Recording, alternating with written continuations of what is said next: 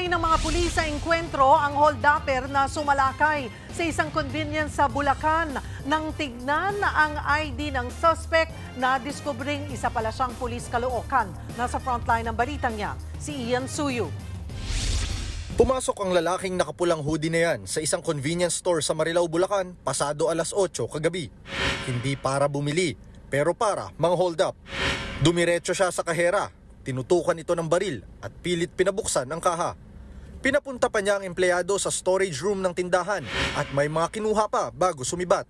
Nakahingi naman agad ng tulong ang empleyado sa mga pulis. Kagandahan naman dito kayo sa Bulacan, yung mga convenience store nakalink sa police station. So, nung napindot na nung teller, yung alarm, nag-a-appear sa police station yun. So, kaya alam natin na merong ongoing na robbery incident.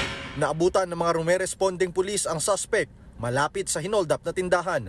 Nauwian sa engkwentro kung saan napatay ang hold-upper. Sa investigasyon, napag-alaman ng mga otoridad na isa palang pulis ang suspect na may ranggong kapitan at naka-assign sa investigation unit ng North Caloocan Station.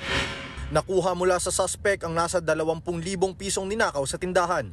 Tingin ng mga pulis, sangkot din ito sa serye ng pagnanakaw sa iba pang convenience store sa Bulacan. Lumalabas na medyo may problema sa pera din. Iniimbestigahan na kung parte ng mas malaking grupo ang suspect. Baka meron pang mag-involve na pulis din.